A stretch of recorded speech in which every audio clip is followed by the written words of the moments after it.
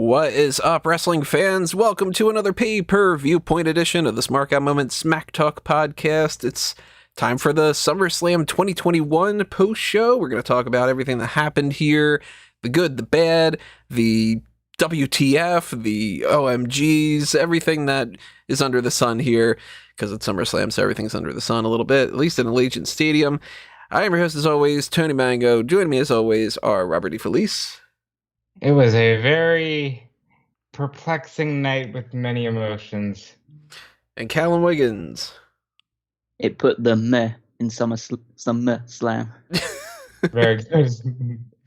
Much more astute observation than saying that it put the la or anything else like that. Works much better that way. But there's good things and there's bad things for this. I don't want that to come off as like it's just all a bunch of meh. There are things we're going to kind of rave about and some things that we're going to be like, oh, man. So, like with everything else, I want to know what everybody else has to say about this. So, drop a comment below. Tell us your thoughts on what's going on. If you're in the live chat, which I can see some people popping up right there, then chat it up in the live chat and tell us what's going on with that. I see we got Roan Cooper, we got Christopher Marin, we got Huerta, we got Brandon, we got Frankie, we got Cal's Car Corner, Lord Harkey, Marquise, Adam, William, Peter. A good amount of people tossing out a whole bunch of opinions, some good, some bad here and there. But overall, before we get into specifics, what was your kind of your range of emotions for the night? Were you steady in one direction? Were you kind of bouncing up and down like I was throughout the night? I was mostly in the camp of, oh boy, this is rough. But when it was good, it was real good. I'll say that. I think as it hit me, particularly during when we talk about the Bianca and the Bianca segment and everything else, but overall, I came away from this show feeling I don't want to watch WWE anymore. And I mean that with an absolute like just serious, just like not meant to be like just a like supreme like over exaggeration or trying to overblow or anything like this. I watched this show and nothing appeals to me. Even when the wrestling was good, I didn't care. And the whole presentation and the whole swathe that WWE puts on these entire events, the way that it's structured, the length of the entrances, the fucking AR, all of this stuff, it just, I don't want it anymore. I'm fucking sick of it. I hate watching this program. So I wonder who's going to be the most negative.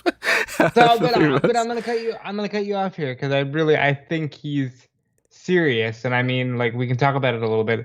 The dichotomy and the emotions of the two different shows that we've watched between Friday and Saturday, I do feel myself aligning with him. Oh, I think you're totally justified. Absolutely. Yeah, I don't want to take it away because I don't want to be like the ultimate like negative thing, because there were like you said there were good matches on the show. I have no problem with most of the performers, what they put together and stuff like that. The booking is shit. The presentation I think is awful, and the crowd was dead halfway through a lot of these segments as well until they got to the stuff they actually cared about. And yeah, I just feel like when you look at the dichotomy between what, just say, AEW is doing, you look at what's happening with WWE right now, it's hard to find any sort of enthusiasm. So even if I could say, oh, yeah, this was a really good match, just like, but what does it mean? Yeah, it's a vacuum. It's speaking of vacuum, it's just like it doesn't actually. There's I took nothing away from this show, which gives me an indication that WWE is like turning a corner or anything along those lines, and that's the most depressing thing about the entire experience. Well, I do see a variety of some opinions here. Indranil, if I'm saying that correctly, says awesome show, loved it. Lesnar fire. We got Kervin said they really buried Bianca. We got the Bianca thing. That's going to be a big part of this. Don't worry. I see the guest vibe says, "Oh my God, yes, go on, Callum." I guess we should just start at the top. And just a reminder again, of course, if you're listening to this live or you're listening to it afterward, drop your comments. If you want to, help us out in some fashion, the like button, the shares, the favorites, the follows, the subscriptions, the join buttons, the thanks button, the whatever you call these different buttons. They change some of them here and there, but do the buttons, all the good buttons, not the bad buttons. Take advantage of the super chats if you really want to make sure that I see something in there. It's greatly appreciated if you do. Check out the Patreon if you want to help us out in that fashion, and join the members only side of things if you want to get access to that kind of stuff too. It's the same thing as Patreon. Well, I got that out of the way. Don't have to worry about that anymore. I mean, we can dive a little bit deeper into this. We started things off with the kickoff, as per usual. Now, I know that that's never really been something that's all that much interesting, but we had two things that we were kind of interested in, at least I was, and some other people I could imagine were too, above anything else, which was, are we going to get a match? And are we going to get any confirmation about Sasha Banks? So what they did for those two things were they did announce Big E versus Baron Corbin, which we'll talk about in a little bit. And they didn't say anything really about Sasha Banks. Again, we'll talk about that in a little bit too. But that was really like the things I was like looking out for the kickoff. In the meantime, got some other things that were sort of funny. A lot of audio glitches here and there. Did anybody else notice that? Not even in the slightest. There were some instances of, I think it was Kayla saying to Rosenberg, or might have been, but like to somebody, oh, that was a good one. And I was like, oh, thanks. There was another one, I think it was Kevin Patrick, was like, am I on camera? And they had to cut away with another thing. Hey, look, we'd make fun of it if it was Impact. Got to make fun of it if it's WWE when those things happen too. Got to be fair. So that stood out to me. It's kind of fun. And I have nothing to say up until we get to the match other than that. Anybody else have anything to say other than that, or skip right to the match? Skip right to the match. Well, before the match started, they introduced a contest winner. They had some kind of thing on TikTok, and this person was able to announce the match. She did pretty damn good. If I didn't know, and I was just getting back into wrestling for the first time in like 10 years, I would genuinely think she was just employed by WWE. Not bad, right? Yeah. Yeah, she had a pretty powerful voice. So credit to her. I didn't catch her name, so sorry, I can't really, kind of toss that out there. But whoever it was, good job on that. And we got Big E versus Baron Corbin. Fine enough match. I liked how Corbin was trying to make sure that he could run away with the briefcase instead of just being worried about winning the match itself. But yeah, nothing really much to it. It was a match. It was a thing. I liked it. I liked it. Big E scares me every time he does the apron spear, especially to a tall Baron Corbin who wasn't able to fly like the most do. But good match, and Big E looks dominant, and I really enjoyed that. Yeah, I appreciate the fact that Big E's looking a lot leaner recently. Like, he's obviously got a huge amount of muscle in his shoulders and pectorals, but it's just he looks more in shape than I think I've seen him in pretty much his entire WWE run. The spear spot, I think he needs to stop doing because he will injure himself at some point because he keeps catching his legs on the middle rope.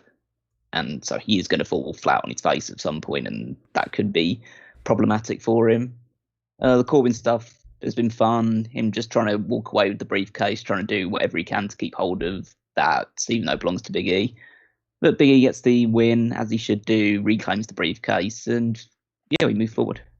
The biggest pop for me was that in Baron Corbin's ID photo for the match, he was holding the briefcase. Like, they bothered to take promotional photos. I didn't catch that. Baron Corbin with the briefcase. That's funny that they even bothered to do that, especially because there's some people on the website that it's like if you click on their profile, you see that they're graphics from like 2017 or so. Like, I don't remember the last time that they might have updated like Tamina's or somebody, They bothered to do that. That's funny. Marquise in the chat, super chat, thank you. A tale of two shows, pure ecstasy one night, anger and boredom the next. Yeah, it's kind of indicative of this. Frankie bringing out very good. WWE is partnering with TikTok. I love TikTok personally. Probably the most popular social media platforms. Are good for both sides. It's definitely a generational thing for sure. Now, I'm in my 30s. TikTok is just Vine, but people doing an arm dance. In my mind, I'm very much the cranky old man. kind of deal. I don't get the TikTok thing. You kids with your TikToks and your musics and whatever it might be, your rap music. I will say that if it's working out for them, more power to them, because that's all they care about. So if they can make it matter, very good. Yeah, as far as what the best of times, blurs of times, Friday was great. Today had its bumps. A lot of people taking bumps tonight. I had to make the joke because why not? I liked that every time they showed Logan Paul, the audience booed. That was another thing in the kickoff that I thought was funny. They went back to it a couple times too. Yeah, I'm sure he's going to be bringing in a lot of viewers on Monday night. What's on Monday night? He's appearing on he's on Moist TV. Moist TV. Tony. Watch the product. Callum doesn't even watch the product. I edit some of these things out of my brain at this point. There's too much stuff in there. I gotta empty some space and defrag my mind. You know what? Since we're talking about Moist TV, can we just skip right to the other filler segment, which was? There's multiple filler segments, but we'll get to it. It's fine. Don't worry about it. We will talk Moist TV. But I thought that they had a decent enough kickoff match. It's not the craziest thing in the world or whatever. Then I think that they moved over to the one of the better matches of the night too. A good way to start off the real main card, the Raw Tag Team Championship. RK Bro winning the titles from AJ Styles and Omos. Really nothing to say here for me other than I liked it. I liked every pretty much element of it. Glad that we have new tag team champions. Just was a fun way to start things off. I was surprised at how suddenly it ended, even though I know that's the gimmick with the RKO. It still felt like it was abrupt to me. But yeah, fun match. Yeah, I've honestly, I would love to. If I didn't write down any bullet point notes of it, I couldn't tell you a single thing that happened in this match. It was really, really formulaic and steady. It's like, okay, they beat on Riddle for a while. He gets the hot tag to Randy. Randy does a few things, bits and pieces, and then he pins AJ Styles out of nowhere. The best spot in the entire match was AJ doing his reverse DDT off the apron to Riddle on the floor. But then really but then it's like, okay, the match is. That's when I felt like, okay, the match is picking up a bit now. And then he gets hit by an RKO, and it's over. Yeah, it's my favorite move. I'm not the the whole only thing. one that felt that. Like, it just ended out of nowhere. And again, I know that's the gimmick, but this is when I started to feel like, okay, we're going to see a lot of kind of concise matches here, because I was under the impression that SummerSlam was going to run fairly short, just because of that Pacquiao, whatever the other guys, Urdu or whatever his name is, match that was going on in Las Vegas at later on in the evening. So I thought, okay, a lot of these matches are going to go somewhere between 5 and 10 minutes. But then as the show progressed, more and more matches started going long, and in some cases too long. But we'll get to those. Yeah, see, the match itself was not something that I can be like, all right, these ins and outs are specifically all that great. I just happened to like it. It was, sometimes, it doesn't need to be super crazy for me to just give it a thumbs up sort of deal. This was kind of on that wavelength. I'm a big fan more than anything that we do have the new tag team champions, because I do think that was the right call to make, which at the end of the day, if, like, from a personal perspective, if the right call is made and what I'm hoping the person who wins kind of deal, more often than not, I'm going to be happy with the result. The match itself might be terrible and it might be like, well, all right, at least this person won or so. And there's matches where, I wanted the other person to win, but the match was great, or, whatever it might be. But when it's just a regular, normal, fine match and the right thing happens and it's something that's good like that, I see no reason to complain about it, really. And I'm curious to see where they go with this. Of course, I don't expect these two to be still holding the tag team titles by WrestleMania or anything like that. I expect them to be feuding probably at Mania or onward, but we'll track that story as it comes along and see what happens. I mean, I can tell you where they're going with it. They're going to face AJ and Omos at Extreme Rules. Probably in some kind of gimmick match, Or they'll do the type of thing where that should make sense So then they do it on Raw instead, you know? Well, they'll do it on Raw, and then they'll also do it at Extreme Rules. Maybe it's the whole like a rematch on Raw with just a regular standard rematch, and then a gimmick match after that kind of deal. Just I feel like copy paste. They're the kind of tag team champions that at some point in the journey, they're going to end up in a 3-way for the title. And it'll be, well, can they coexist or will they just get in each other's way? They will do that to headline a pay-per-view at some point when they're like in a lull for December or whatever. So moving on from there, we had one of the low points here for me. Alexa Bliss versus Eva Marie. One note I have here to start things off. Alexa Bliss coming out in broad daylight really doesn't help the gimmick. Well, this match doesn't help anybody, so, you know. That's true. It certainly doesn't help the people that are like, give Eva Marie a chance. She'd learned how to wrestle more by then. Or doesn't help anybody who says, the Alexa Bliss character's fun. You could do a whole bunch of crazy stuff, and then they don't do it.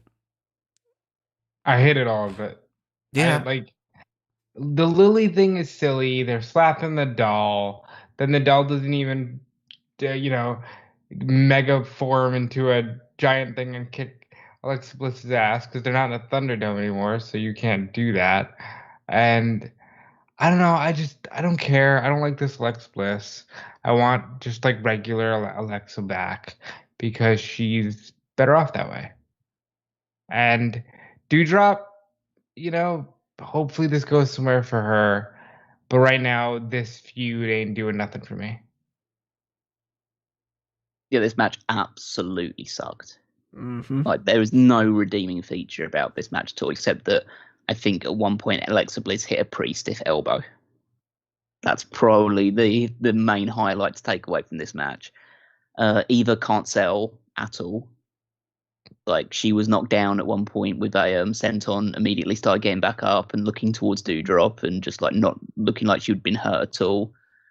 There was a small chance of we want Wyatt. There were chants of we want refunds as well at some point.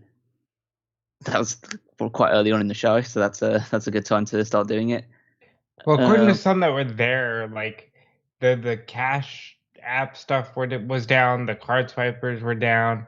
So I think they were just having a rough go of it in terms of like making purchases and things of that nature.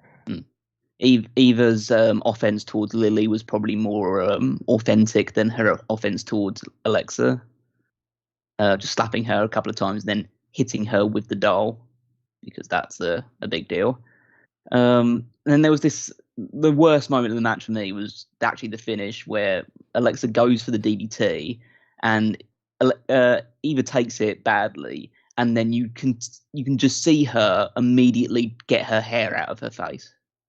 Just goes like she's taking a DDT. Her first course of action is to brush hair out of her face, like not sell it at all, and then she just has to lay down in place for 3 seconds, and then okay. And then all this stuff about Doudrop on the floor says the loser is Eva Marie, and then she poses in the robe, and I'm just thinking, why were these two ever a tag team? Can anyone ever explain like what the purpose of this was? Like, why do they still get on? Why do they still do things together and stuff like that? Are they still going to be a tag team on Raw? Are they still going to come out together and stuff like that? Is it like where are we going with any of this? I think that they put them together because it was a way to call up a new star and also try to do this. Can we stop using that language, please? Can we not? We can't refer to anybody apart from one or two select people as stars. They are not stars. They're just bodies on a TV show. My bad. So they swapped one of the bodies from the UK TV show to the Monday Night American that's good. show. See, that's good. I like that language, yeah. And take some of these like slightly more realistic mannequins and put them onto the show. And then it went nowhere because, as you just said, they are not stars. They are just warm bodies. So what are you gonna do? And guess what? I know it's all down to Vince. I know it's all down to Vince. I'm not hitting this on the performers at all, but it's just a case like I can't call them stars because they're not in the business of making stars. they're on the business of pushing their own brand forward and making that through deals with TikTok and stuff like that. It's not about actually adding personalities. It is all down to Vince. He needs to go, but we can't hope for that at the moment, unfortunately. So, well, this whole Dewdrop thing, I mean, they started this off immediately with they're going to break up.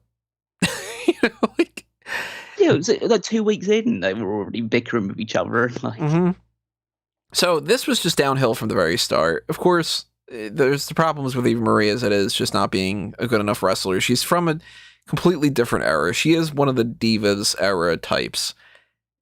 Very attractive woman, everything that goes along with the personality type of thing that they would have gone with a different era, but she just can't hang in a more wrestling-centric kind of environment.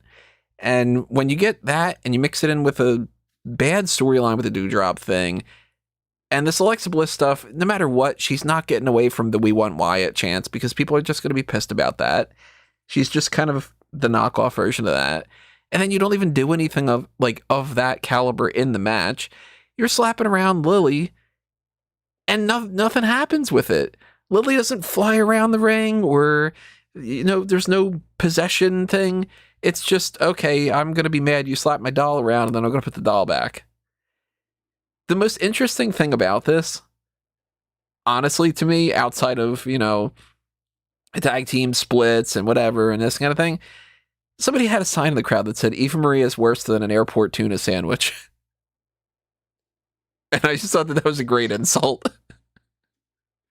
Yeah, they were a little fun with the signs tonight, but really, I don't even know where they go with this on Raw. I wouldn't be surprised if Eva is wrapped up quicker again, because they'll probably just move on and decide, oh, we got nothing for you.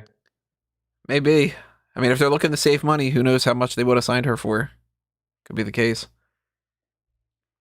Catching up on the chat a little bit, Marquis said, "Are you the get off my lawn old man, Tony?" There has been more than one instance where I've been like, what are they doing in front of my lawn? So I can't deny that. We got some questions about some of the stuff about what's going to happen with Roman Reigns later on. We're going to get around to that in a little bit. I know that's one of the big stories, so put a pin in that for now, everybody who's wondering if we're going to jump around to that. We're going to get to it eventually. Adam says, "Thank God that there wasn't a Lily eye blink of doom." Any other thoughts on this Bliss and Eva Marie thing? You guys ready to move on? No, and I'm surprised that we've spent this much time on it. That's true. The United States Championship match took place after that. Sheamus loses the title to Damian Priest. Pretty good match here. Not too much for me to talk about. It's just one of those things. Match was good enough or whatever. I lost a little bit of it. Just I had a power outage at the time, so I wasn't able to see 100% of it, mostly because my backup power had to kick in, and then by that point, I'm trying to scramble around to make sure that I can save everything that I'm saving and all that. So it's probably about like a 3-minute window of this where I was only kind of half paying attention. But what I did see, I'm glad that they were having a back and forth. Glad that Priest won. And I don't know, thumbs up on that. How you guys feeling? I liked that the right guy won. I thought this wasn't as good as their first match on Raw, but this is still a very solid match. And again, the right guy won. Damian Priest, if for somebody who only watches the pay-per-views, let's say, this guy looks like a star. He was in a match with Bad Bunny. He was in a silly zombie match, but still like a special match at Backlash. And now he's won the US title at SummerSlam. Yeah, it was good. It was a pretty physical exchange between the pair of them. Sheamus looks excellent in the ring, and he didn't disappoint here either. I thought the finish was pretty good. Like the idea of Sheamus like blocking a springboard attack with like that running knee and getting a good near fall off of that. Then the nice transition into the knee bar. Priest using that opportunity to grab the mask off, just beat him down a little bit, and then eventually hit the reckoning and get the victory. I thought that it was a good way to make Priest win look pretty convincing. Yeah, so it's a good start for the United States title reign. I'm just waiting for the moment that he loses to some random person on Raw, because that's what happens when you win the title. So when you win the title, that's your opportunity to start losing matches. You're not wrong about that. How often does that happen? Way too often. Yeah. I mean, I'm just more hopeful that, especially because one of the things we will talk about later in one of these random filler segments, hopefully he seems to be moving away from any sort of interactions with John Morrison and The Miz. That's kind of all I really hope for at this point. After that, we had the SmackDown Tag Team Championship match. Again, it's another match, just kind of, it's a good match. It's one of these things where we're just like, I can't remember anything about this. Hold on, I'll tell you. It just happened. I've seen this match it feels like a million times, even though I know it's just been a bunch of singles matches on SmackDown the past couple of weeks, as well as the first match between the two of them at Money in the Bank. But yeah, it just feels like I've seen everything that they can do, and it doesn't interest me. Hold on. I want to talk about the message that Tony sent me saying, their gear reminds me of Starbursts. Yeah, that was one of the first notes that I had was, that kind of reminds me of Starburst. You talk about Mysterio stuff. They reminded me, the fact that it was pink and yellow, they reminded me of Mr. Blobby. I have no idea what Mr. Blobby is. I know what Mr. Blobby is because I follow British culture for some reason. But I found it weird that they just chose a random SummerSlam to pay homage to Randy Savage. Like, that was my, like, why tonight? Why here? Why now? Like, very strange. Like a muted Punk reference, because Punk used to, occasionally wore like Randy Savage themed attire. Yeah, like I guess that's where we could go with it. That would be more relevant. But yeah, it doesn't look that great on them. They're teasing some kind of friction because Ray's trying to get Dominik to get his head in the game, and Dominik is being overzealous. So maybe that'll go somewhere, but I don't want to see these two teams fight for a while. Well, they've exhausted how many matches that they can really have, despite how good the matches have been. It's just, like you said, we've seen every combination of singles matches. We've seen, this might be their third tag team match. It's at least their second, but I'm pretty sure that they've had another tag team match in the meantime. We've seen it enough. And by now, Dominik and Rhea have lost every single one of these encounters. So there's no point in doing it anymore. Yeah, they've got to move on from it. And I think it's pretty clear they're going to move towards a Dominik and Rey Mysterio feud, because that's what we love to see, fathers and sons attacking each other. And like, I assume Dominik turns heel, because I imagine that's what he'll be good at, because I mean, his father turned heel at some point, and that really worked out well for him in his entire WWE run. He's never turned heel, and there's kind of a reason for that. But the one thing that I would say about this match that I did pick up on in my notes is the fact that basically every single Uso super kick missed tonight. Like, it looked bad. Oh, they had a really good one on Rey. They had one good one, but there was certain, like the double one they hit towards the end of it. Like, it was so obvious their feet touched in the middle of it. Like, there was some, I don't know whether it's the camera angle's fault or just them not being as, because I know obviously they don't kick him in the face or anything like that, but I know they do miss it, but it never should be that obvious. And it just looked very clear to me that a lot of super kicks were just like missing the target or not connecting when they should connect, or so they're usually a lot crisper than they were tonight. Yeah, there was one super kick that I specifically mentioned being really good, but that was the one that they legitimately kicked him in the face. So it's like, slight miscalculation there. It looks good because, he kind of clocked him in the chin with that one. But any other thoughts on this? Let's move on. I'm happy to move on because the next one is something that we can actually talk about. Yeah. Well, in the meantime, we had two other little interstitials. One of them being Tiffany Haddish called Damian Priest the first time national champion. Wow. So like, she clearly watches the product. She's really invested in what's happening with Damian Priest right now. Or looked at the belt. I did find that weird, but I also don't mind the phrasing of the national champion. It's just, that's clearly not what's on the belt. Yeah. Well, you got that, and then apparently Mario Lopez earlier said WWF. I didn't catch that, but other people were that, saying that. He had said that he was been a WWE fan since back in the days of the WWF. Oh, okay, that was a different thing. Then I heard somebody said something. Oh, he said WWF instead or whatever. But what do you think she meant by that? It says like the first national champion or something like that. The first time national champion. I'm assuming she meant to say he's won his first United States championship. Mm. Yeah, that probably was. I thought they might be making some sort of reference to the fact that, like, oh, he's the first United States champion from like Puerto Rico or something, which would be false because Carlito's from Puerto Rico and he won the United States championship. For either way, she clearly didn't know what the belt was called. Yeah.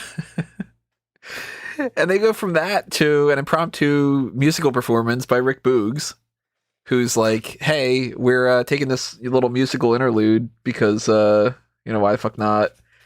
Nakamura is like 3/4 of the way down the ramp already, and they just kind of do that and then cut to another commercial.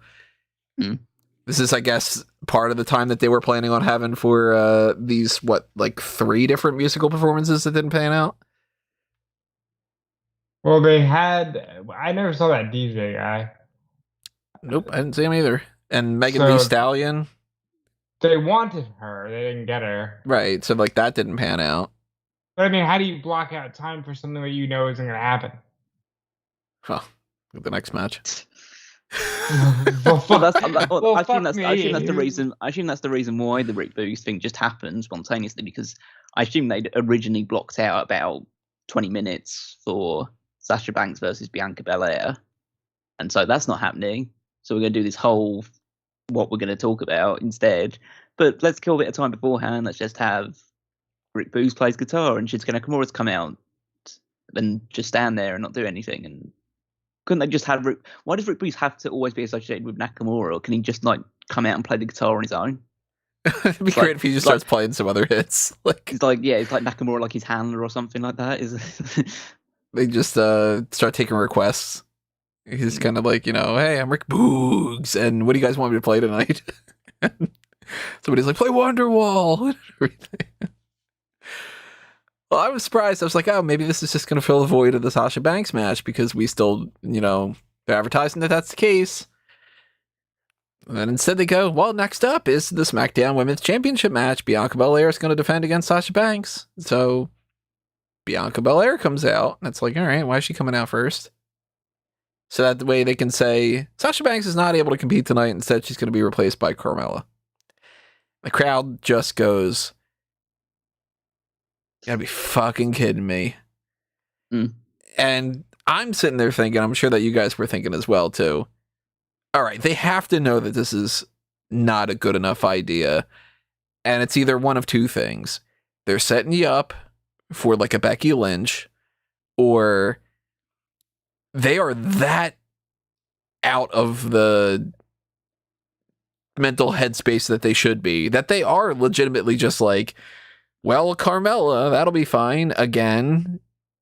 And if that, if it's the latter case, then oh my God, time to riot. If it's the former, let's be patient for a minute. Well, thankfully, the man pops up. And I'm personally thinking at that time, okay, cool, we get a triple threat match. That way, Carmella can take the pin, Belair retains, Lynch doesn't look like she's bad because she loses, but you don't have to beat Belair in the process. Okay, that's a good way to kind of go about that. You get the surprise with Becky Lynch. Carmella still, takes the pin, whatever that is, and all right, this is a serviceable thing, despite the fact that they really should have just announced this ahead of time. And, I'm sure that there are plenty of people out there that are Sasha Banks fans that are just like, this is false advertising, and I don't give a shit if the card's subject to change if you knew about this for like 2 weeks. And then some other things happen. Turns out we're getting a singles match because Becky just very shittily, that's a word, right? Shittily takes out Carmella.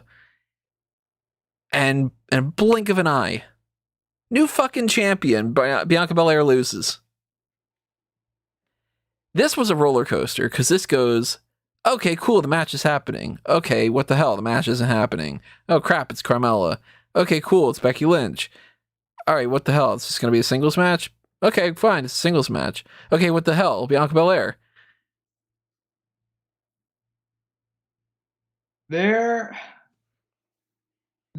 are not enough words in my vocabulary to express how frustrated I was when they were announcing all night long. Because for background, we were talking about this all day in our group chat, and just in general. I had asked early in the day, "Hey, what's up with Sasha?" And I was told it's still up in the air. Okay, and they are advertising this match. Now, granted, you can say, well, this is what they do during the pre-show, but they have the balls to show the video package for the match and then have the champion hit the ring and then say Sasha Banks can't compete. That's wrong. That's inherently wrong. I don't care what happens next. That half of it is wrong and should not be done. They need to just say, hey, Sasha can't compete. If people are going to speculate it's COVID, people are going to speculate it's COVID. Whatever. Say what it is or say what it isn't or whatever you have to do, but don't advertise the fucking match. That's wrong. Then you get Carmella, which at the very least they knew Carmella's not a good enough answer, and we're swerving the people. We're going to give him Becky Lynch. That's cool. And then you beat Bianca in 5 seconds. And as actually, I'm going to toss it over to Callum because he described it so perfectly. So I give the floor to Callum Miggins. I can't even remember what I said in the. I said it somewhere in the chat or something. Well, what you had said essentially was, and this is the ultimate stamp of Becky Lynch is back and nobody else matters except Charlotte. Yeah, well, and that was re-emphasized even further when we get to that match. We'll talk about that. But yeah, a lot of people had speculated about the fact that when Becky Lynch comes back, people would be happy again because, okay, Becky's back. That means people will give a shit about the women's division again. Because if Becky's not around and Charlotte's not around, they don't really give a fuck what they do or what stories are involved. And at the end of the day, most of the women aren't going to be involved in storylines with Becky. I assume for at least the time being, it's going to revolve around Bianca and Sasha for a while on the SmackDown side of things. On Raw, who knows? Because, well, we'll talk about that when we get to that. But looking at this entire thing, I was under the impression, because I have so little faith in the company right now, that I just assumed, okay, they're just going to do Carmella. It's just going to be 5 minutes with her and with Bianca and Carmella. They'll end it and then move on, and the crowd will just start booing, and Vince will probably sit in his chair laughing, says, look at these guys, we worked them so bad, and they're still going to pay us to come to our shows. And it's just, that's what I was expecting. So when Becky came out, I was actually a little bit taken aback, like, oh, okay, they're actually... So at least they aren't so short-sighted that they're going to at least give us something a little bit more interesting. And then she takes out Carmella, comes back in the ring, challenges her to the match, and then immediately just elbows her in the face, hits that stupid rock bottom move, which doesn't look like it hurts at all, and pins her with Bianca's eyes wide open. And I just don't feel like all of that stuff that you do to build up Bianca Belair, that WrestleMania moment, and talk about how she is the strongest, the fastest. She's also clearly the dumbest. And and yeah, she is the dumbest. Yeah. And the stupidest. The stupidest, the weakest. Because she's been goaded into the easiest to pin. What, 3 at the very least, if not 4 matches that she really shouldn't necessarily have even taken. It's, you just keep laughing at me and I'm going to keep giving you title matches, and okay, well, I'm in this match, then okay, go ahead. And, oh my God, I got pinned. Whatever. It's so bizarre because you have Becky Lynch return and you have a beat Bianca so comprehensively. Because this isn't the case of like AJ losing in a minute to Paige all those years ago, because AJ was, first of all, a heel. Second of all, she'd run roughshod over the company, and you would bring up a young star that people on the main roster hadn't seen before. But we all know what we're getting with Becky Lynch. It's not like you needed to immediately re-establish her. You could have had her win the title. Just give it like 10, 15 minutes in a match. Have a match. So either case, and I think Dane put it in a super chat here about saying that didn't panic. No one's Becky to come to SummerSlam. She's not in ring shape, so they squash Bianca Belair. Obviously, we don't know if that's the case or anything like that, but it wouldn't be out of the realm of possibility that she isn't quite ready to be in the ring yet. And so that's why she just hit one move and pinned Bianca. So trying to rationalize this and thinking of from their perspective of let's try to give the fans something good. Sasha wasn't ready to go, and they thought if we don't tell them, we can give them Becky as a nice swerve because you always want the replacement to try to be better than the original. But wait, Becky isn't fully ready yet, as evident by the way she handled Carmella. She just seemed, off a step. She looked great, like credit where it's due. So we don't know for sure if she has some ring rust or something that they were working through, but they should have figured that out days ago, if not. I mean, how long has this thing with Sasha Banks been? At least a week. Closer to 2 weeks, I think, right? Didn't she miss the... No, just a week. It was last Saturday. But she missed the last two episodes, like yesterday's episode and the previous one, right? No, she just missed last week. Yeah, she was the contract signing was the one. Oh, great, that was last week. Okay. Yeah. All right, because I was gonna say if this was a 2 week long thing, there's even less of an excuse. But okay, so figure a couple days of whatever it is. You got to assume it's probably COVID because of the way that everything is, where they just don't want to say anything, and turns out that 9 times out of 10 that's what it is. So they've known for a couple of days at least. So maybe that's assumption. Go ahead. Well, go ahead. No, my assumption is she wasn't fully ready, so they don't want to have her go through a full match.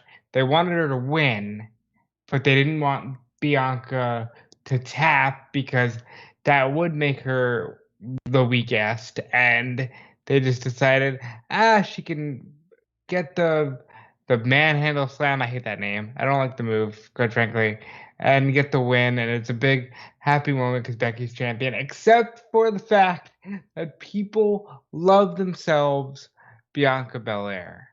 Yeah, you don't need to crap on somebody to get that. Like, they don't understand this idea of... Because here's the thing that pisses me off even the most. I'm going to pull a Rob and say, here's the thing.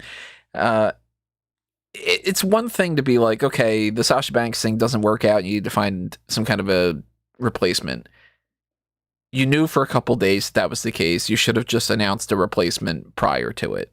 Because you're going to upset people. No matter what you get as a response from this, there are some people, like Ben, for instance, I'm sure, they're just upset that Sasha Banks wasn't there. Fundamentally, they wanted to see Sasha Banks. And you lied. The card's always subject to change, but you waited until the moment to go, yeah, but never mind. That's really bad just on its own. The Carmella thing, of course, that's just a swerve just to get you to be like, oh my God, and you're doing that, and damn it, for the Becky Lynch thing. But somebody mentions it in the chat here. I'm trying to see who it was. Michael Patrick says, well, then just have her say, I'm coming for that belt. The return itself would have sufficed. There is an argument for that, too. I'm sure some people would have then made the argument, well, why didn't she just wrestle right then? And that kind of deal, too. There's almost no way to get around some of these things, but there are plenty of other people on this roster that could have been an interesting person, including they could have just gone with like, hey, Toni Storm gets the shot, and some people wouldn't have been as upset about it. Or, a handful of other kind of options. Or maybe since they knew that this was a thing prior to Friday night, it wouldn't have been the best case scenario, but maybe they could have had a triple threat with Carmella and Zelina and just not done that on Friday Night SmackDown. They didn't do the triple threat, you know what I mean? So there are other ways to do this, but the thing that annoys me more than anything else is you go through multiple steps of, yeah, but, and then, well, if, and all these other kind of things. The fact that they did the Becky Lynch thing, there's going to be gaslighting, and there's going to be excuses, and there's going to be apologists that are going to say, Oh, you're upset about the Becky Lynch thing where she beats Bianca Belair? Pfft, you guys don't like anything. It's like, no, you shouldn't have to sacrifice a positive to get another positive. It's not a trade-off. It should just be good stuff. Somewhere along the way, WWE's gotten this mentality of, if we give you a couple good things, you should just be happy. Whereas, fundamentally, every single thing that WWE should do should be good.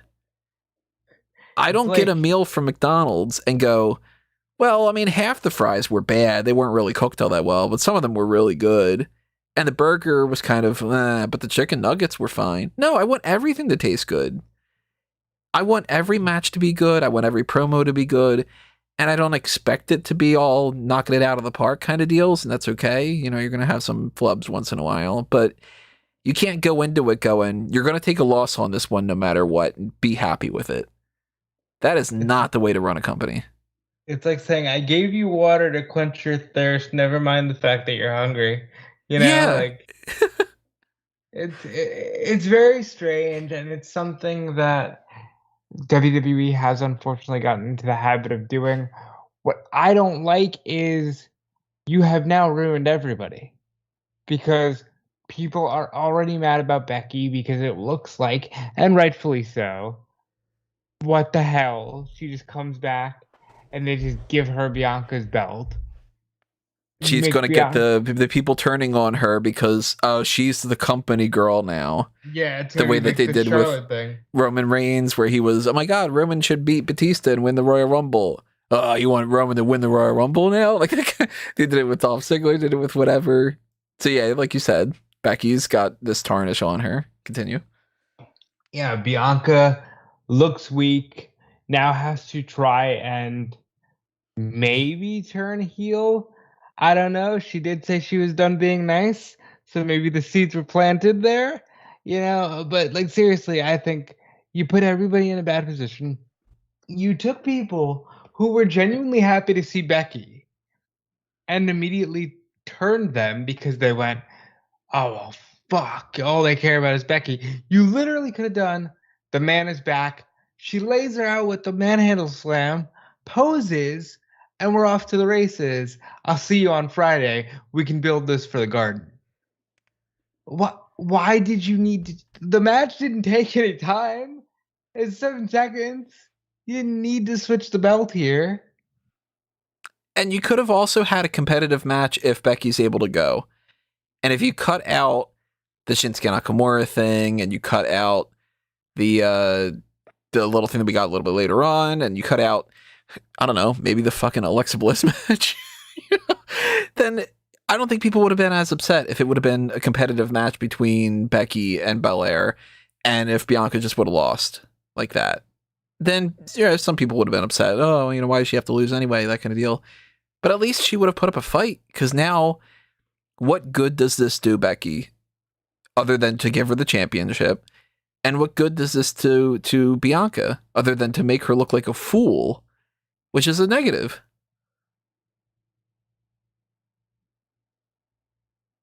Yeah, it's it is just an incredible ability that WWE have to take a moment which should be a moment of just pure jubilation and celebration, and then leave you scratching your head and thinking about, just asking why more than anything else. You should just leave this moment in the same way that we talked about the night before. It's just to be a moment where Becky Lynch comes out, we're all super excited about it, and we're looking forward to what the future holds for Becky Lynch.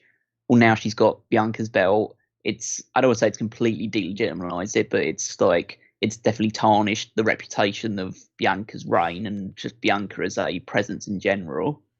It's, as Rob pointed out, it's made Becky a potential pariah towards people who are really into Bianca's reign and really into her as a character. It points her out as maybe as like the company girl, and so that's not a position that you want to be in, especially when you've built your entire career on being the underdog. That's essentially, has it in a, I don't want to say it's a guaranteed situation, but she could be on a trajectory towards a John Cena type situation where he comes up very organically and the crowd gets super behind him, and then they realize, oh, the company actually really wants him to be the champion, or really wants her to be the champion. So yeah, we don't want that. We want other people to get an opportunity as well. It can't just be about these people. We want something different. And so that could turn a heel. Or maybe that's the whole long-term goal, is to turn her heel in this scenario. I mean, to be fair, they turned Daniel Bryan heel like 6 months after coming back from injury. So I guess they can do that with anybody. I just want to wrap it up on this, at least for my part. Kudos to her. Again, Headlines Mania, holds one title for well over a year, gives it up to go have a baby and experience that joy, misses the entire crappy pandemic era, comes back to win a belt. Good for, I mean, like, honestly, that's a hell of a run, and she should be commended for it, but I just hope that she doesn't end up in pariah territory. And to be fair, too, any of the criticism that goes along with this is not us, or at least me, I'm sure that you guys agree, though, not us saying, like, oh, Becky Lynch is terrible and she should never win a championship, and oh my god, I'm sick and tired of her, and all the other kind of things that go along with that. It's just, you had to do this now and in this way to kind of just, you know, what's the phrase? You cut off your nose to spite your face, that kind of deal. Yep. Why in the hell can you book a scenario where you know full well Bianca Belair is going to come out of this looking like, well, you were fine enough as the backup option, and you could beat Sasha because she's not Flair or Becky. There's a clear pecking order of everything. And WWE likes to tell but not show for a lot of things. How often do we hear, it's first time ever, you should be excited, or, you know, well, this is one of the most epic rivalries, and it's like, yeah, well, since when? Because I haven't seen anything of that. Or this storied rivalry, oh, they fought 19 times. It's just a copy and paste. They don't have a storied rivalry. You just can't get over the repeats kind of thing. They're going to try to tell everybody, oh, Bianca Belair, she put up a good fight, or like all these kind of things. You're going to be like, no, you clearly just made her look like, who fucking cares? Becky Lynch is back. Well, you know what? Even sadder about it is that Bianca walks up the ramp and she just nods in appreciation of Becky. Says, okay, you got me. She's smiling at the top of the ramp, looking towards Becky, holding her title that she just lost in about 5 seconds. Because it's like, oh, thank you for saving us by coming here and dethroning me as champion. Yeah, no, good on you, Becky, for fucking like ruining my entire reputation in one fell swoop. Great job on you. It's like it's the same thing with like the whole Sasha thing as well. But at least Sasha got to have like an epic match when she lost the title. It's fine that she gets appreciation for that, and she shows like appreciation towards her. This woman just came out of nowhere, challenged her for the title. Bianca accepted. She got cheap shotted in the face, taken out with one move and beaten. Like, and then she just walks away and says, "Yeah, good on you." It's like, no, get pissed, get angry. It's like a completely unhuman reaction. It doesn't make me feel like, oh, what a respectful, grateful champion. It just says, wow, what a fucking idiot. I don't want her to challenge again. She clearly is seemingly happy that she lost her belt. She clearly doesn't want it anymore. Let's move on then. Yeah. We want someone who actually would get annoyed about losing the championship in that way. It's like as if they told her, and they might have pushed the narrative because everybody's supposed to be happy that Becky's back, including even you. And that's just not how logic works. Catching up on the chat a little bit here. Boudin, I'm not expecting McDonald's to ever be good. No, Wendy's is better. Hey, Wendy's, if you want to sponsor us, you know. But we've got some other things here. You know, people sick of Becky, some plot armor, those kind of deals. Yeah, Brandon mentions Royal Rumble winner and WrestleMania main event winner drops to Becky in 15 seconds. Makes no sense. Yeah, you know, you're good enough if we don't have the people we really want to push. And we've seen that time and time again with a lot of different people.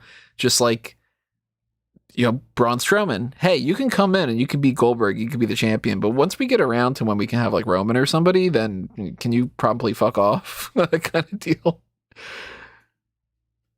Now we got the Mary Sues. Yeah, that kind of deal. It's just way to take a negative and then a positive and a negative and a positive, whatever, and end the whole thing with, all right, now people are going to be mad at Becky. Bianca looks worse. And hey, I guess we know what we're getting for Survivor Series. We'll talk about that later. Because that's what matters, right? I am shocked. You are shooketh. Let's go to the match that I paid zero attention to because I'm too busy updating all the shit that goes with Becky Lynch. Drew McIntyre beats Jinder Mahal. Do you want to know what my legitimate notes are for this on my the document that I'm writing this up on? My notes for this are a match, McIntyre wins. Yeah. That is literally the entire thing I wrote down for this entire stuff. Because I don't know how to describe how just meh this entire thing was. They didn't do anything interesting in this match at all. They didn't give you any sense of urgency or thought that Mahal was going to come up with some ingenious schemes to get out of it or was going to do something a little bit more unique. It was just McIntyre beats the shit out of him for a while. Then Mahal gets like a few cheap shots in, gets on rest hold. McIntyre fights back, beats the shit out of him more, and then pins him. Okay, I'll take over from here. I think they'll run this match back on Raw, and they will have a match that could have headlined a B show. Because they'll give them like 20 to 25 minutes. They gave them like no time here. I was writing up the Crown Jewel announcement, because by the way, that's happening in October. They chose to announce that after Becky. And I blinked. I made a joke to my friend. I said, oh, remember when Drew used to beat people with the DVT? And then all of a sudden he pins him. After the Claymore. It's like, what happened here? Drew looks like a chump. I mean, Jinder looks like a chump. Drew runs through him, but he couldn't be any more cooled off.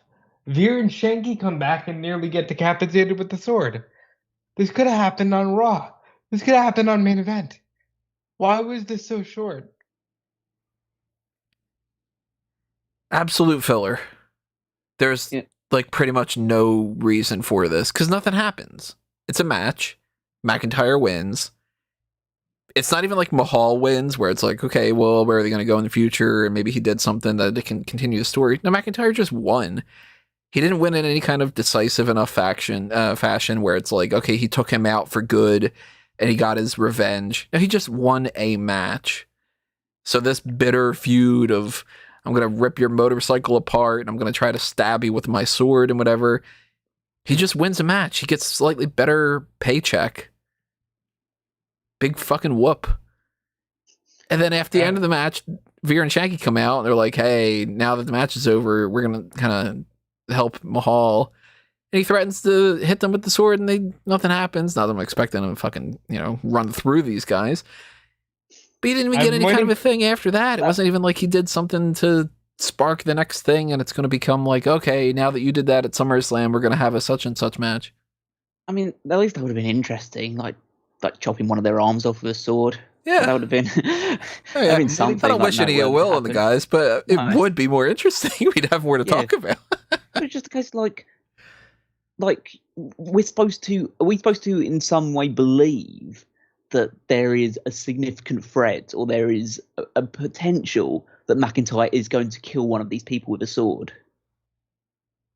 Like, are we actually supposed to believe? Is that supposed to be the story? Because why else would Mahal be scared or would not want the sword at ringside unless he feels like he is going to be killed with it? Like, McIntyre is legitimately going to impale him and his friend on a sword. Yeah, I would like for them to just do some kind of like He-Man, I have the power, or something. They gotta do something with this sword. Like it's here and it's as goofy as, I know somebody out there is gonna say, well, Triple H hit people with a sledgehammer, but it's like, there's a fucking sword. Is he supposed to stab people? Like, what are we doing? What are we actually doing? And it's funny because it's like with the sledgehammer, Triple H always puts his hand on it, so it's just like, oh, I'm hitting you with like my hand, that kind of deal. Fist. Imagine Jim McIntyre's like holding the tip of the sword, and he's kind of like, oh, I'm stabbing you this way. Like, this really doesn't work. Bodine's got a good point. Touches the referee, $10,000 fine. Waves the sword at somebody, that's okay. They took out Mysterio's eye. They could cut off Shanky's arm. Come on. I agree, Yeah. Michael.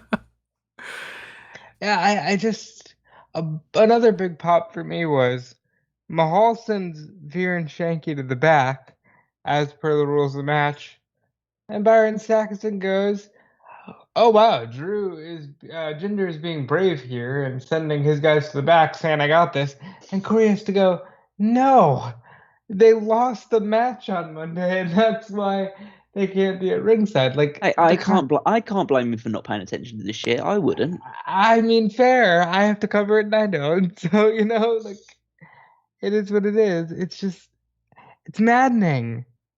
Mm. Because Yeah. this pay-per-view ended at 12:30.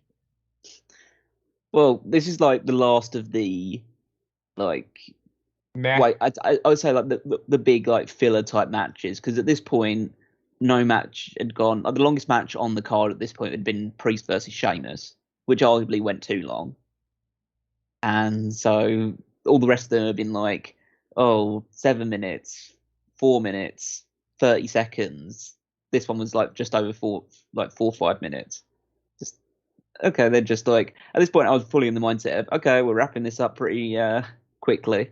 And then the next two matches happen, and then you just, they're actually stretching this out. Oh god, I'm going to be really tired by the end of this. Especially when the fucking Super Soakers came out. Was that the next thing? No, No, it probably was. It probably wasn't. But that's just in my mind, just thinking like you could have ended this show like 10 minutes earlier. And you did like we'll get to it. But, like, so then we went to the Raw Women's Championship match. Nikki A.S.H. gets the first entrance because, No, we of course. Huh? Did we not do the Edge match? No, the women's title match first. Yeah. Okay, whatever. So Flair's got to get the final entrance because she's the most important, of course. Not champion, but that's how it works. So the champion comes out first in this one. And to be fair, I know the champion came out in the WWE title match as well, but that's like Goldberg, and Goldberg has the special entrance, so he has to come out last. And they did it for the Bianca thing as well, but that's because Sasha wasn't there, and so they had to build up that story. But it's just Nikki comes out first because she doesn't matter, and you can tell by the reaction of the crowd, no one gives a fuck about Nikki. Right. And that was deafening how silent mixed the reaction was for her. I mean, there's no reaction from the crowd at multiple parts of this. There's a part of it where Rhea Ripley does the Riptide, or she's going for the Riptide. Nikki counters to a DDT. I haven't heard such a dead response to something like that in God knows how long, because you might as well have hit mute. There was no reaction, not even like a, okay, whatever. It's like she just potentially saved herself from losing the championship from a finishing move with a counter. And DDTs are cool. And it was just like, she might as well have hit like an elbow. No reaction. The match itself, not bad or anything. And these are talented women that are in this match. But what happens at the end of the day? Nikki taps out. Complete waste of money in the bank. Rhea Ripley, of course, for a year and a half, it's just, you're not as good as Flair. Flair wins the title from Rhea Ripley so that Nikki can get this cash in that means absolutely nothing, because Nikki loses all these matches and everything leading up to SummerSlam and taps out. So what did they accomplish? They got rid of the Money in the Bank. They gave Nikki Cross a pity title reign. They took the belt off of Rhea Ripley and established again that Flair is the best of everybody. And they added one extra title reign to Flair. Yeah, pretty much. Yeah, the person I feel worse for is Rhea, who I had been banking on, she'll go over to SmackDown and have a feud with Bianca that they'll rush and, ruin, but at least she'll go over to SmackDown where she won't be eclipsed by Charlotte, and now she'll be eclipsed by Becky. So, poor Rhea. Yeah, it's just, again, you just watch through it. I assume there was still. I think part of the reason why the crowd was so dead or so like hard to get into this match because they were still reeling from, first of all, the whole Bianca Becky confusion and stuff like that, and then they had to sit through McIntyre versus Mahal, which no one cared about. And so they get onto this, and at this point they're already pretty underwhelmed. The show's been going pretty long at this point as well, so then get into this one. Like, these entrances, this is the point where I type in all caps in my notes, how long are these fucking entrances? It took 10 minutes for all three of them to get into the ring. It was just, but I don't care. I don't want to see them come to the ring. I want to see wrestling on a wrestling show. That's what I've come to see. I want to, or even though, is that like the whole, again, the swathe of sports entertainment on top of everything as well. But like, Nikki looked terrible on offense for a lot of this match. She was throwing some really weak strikes and forearms and stuff like that. Ripley was the crowd favorite, which I still find bizarre considering the way that she's been booked and positioned. And I just hate when she smirks.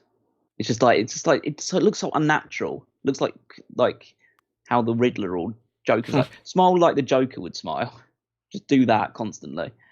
They do like this. Nikki does this crazy crossbody down to the floor, and the crowd is definitely silent for it. And then Flair decapitates Nikki with that spinning moonsault to the floor, just like nearly crashes her head against the barricade. Almost decapitates. She was almost decapitated. But that was the weirdest thing as well. Was just, again, the way these matches are booked, because at the midpoint of this, well, mid towards the end point of this match, both the baby faces start beating up the heel Charlotte, and Charlotte starts overpowering them and beats the hell out of both of them, and she starts like nipping up and she starts cheering because she's a heel that constantly looks to get herself over as a babyface. She wrestles like a babyface for a heel because it's just, I know there are certain other wrestlers that have done this in the past, but it's just a case of she does all these nip up and cool spots and the spinning moonsault to the outside. It's just like, wrestle like a heel, wrestle like I'm supposed to hate you rather than do all these cool shit. Because that's like, it just makes the people that you're wrestling look bad. And then like Nikki breaks up the first figure eight on Rhea with a dive, and then she misses the crossbody by a mile, and then she taps out to the figure eight. She almost reached the ropes. Like, she almost, when I wear this costume, I almost think I can reach the ropes, but I clearly can't, and I have to tap out. Yeah, when I wear this costume, I'm almost over, but not, it's like... Yeah, clearly her kryptonite is, like, good wrestlers. That's like, like, my kryptonite is wrestlers who are better than me. That is, like... And, yeah, like, it was a pretty good match on the whole, but at the end of it, it's just like, okay, Charlotte is now, what is it now? 12-time women's champion now. I think 12, yeah. Based on the fact they discounted NXT at this point. Yeah, so she's now 12-time women's champion. She's close, like, one step closer to break the record. Like, she's wrestled Rhea enough times that she can't really go back to that one. Nikki's dead in the water. Like, they can't retread that one. So, again, the eternal question, who's next? Probably Alexa Bliss.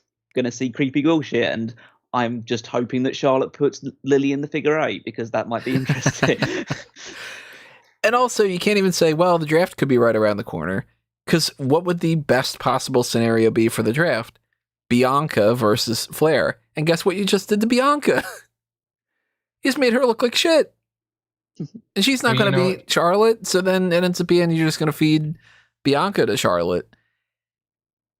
And you know what they'll do is they'll go, yeah, but Bianca had a great year, so shut the fuck up. Exactly. It's that type of excuse type thing again. It goes back down to the, but you got Becky as champion right now, and, shut up. Like, yeah, it's literally Bianca had a great year, shut up. She'll go over to Raw, she'll face Charlotte Flair. It'll be a first, again, never mind, because they put on NXT. Yeah, well, no, it'll be the first time ever on Monday Night Raw. On Raw. Right, so... Look, we talk about this as well, and this is something that might just get lost in the shuffle again, but I might as well bring it up, because I think it's worthwhile. The Money in the Bank briefcase has been fucking wasted again. Mm-hmm. She won it, she held it for a month, she lost pretty much the entire time that she held the title, and then she's just lost the title in the first defense. There was no point. It was all for a moment, and that's again the big issue with this thing. This company doesn't tell stories. I don't care what they say about, oh, we tell stories, pal. It's just, no, you don't. You live for fleeting moments of time that don't lead to anything else. But then you say long-term storytelling, and you have to be patient. And then if it doesn't pan out, then you say things change. Just forgive and forget.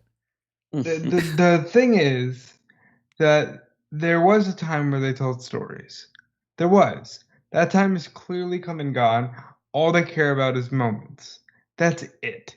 All they care about is they can say, well, at SummerSlam, did you see the moment where Becky Lynch came back and defeated Bianca Belair? Wasn't that a moment?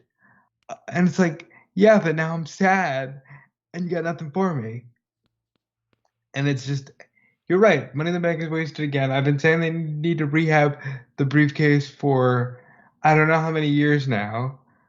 They need to rehab these briefcases, and they're not doing it. Big E's got the briefcase, but he's not doing anything with it. He's not out in the forefront saying, hey, I could cash in at any time. No, he's just there. The most interesting thing that's happened is another person stole it for a week? A week. Man, the way that things are, it's baffling. It's always baffling with some of these things. Yep. And you got people like, I mean, Charlotte's great. Becky's great. But how do you keep messing these things up? And well, it's like Callum said. I'm sick of, well, the matches are great and the people are great and the performers are great. Yeah, but you're not connecting. Mm-hmm. You're just, it's like having a bot write a wrestling show and you just go, these are the tropes I found, do this. Just fill in the blanks of, I do not like the town that I'm in. Like, boo. That Yeah. kind of deal. Oh, I see you are wrestling in your hometown. Are you going to be defeated tonight? Yes, that is going to be. So, it's just, it's hard to really describe because like it's not like nobody could have seen this coming. Of course, we could have seen it coming. Charlotte's in the match, so of course she could have easily won it. But it's just the way that it's all gone down, and the fact that like you could just tell when everyone's watching that match that the whole Nikki experiment failed, and so maybe it was the right decision to take the belt off of her. But where do you go from here? It was always the eternal question: is where you go from here, and they don't know. They probably don't care. Just like as long as Charlotte has the belt, at least they'll think that okay, well, at least we've got one star in the match, regardless of whatever feud we go to have going forward. I assume probably Nikki will get her mandatory rematch, which doesn't exist anymore, but we still do anyway.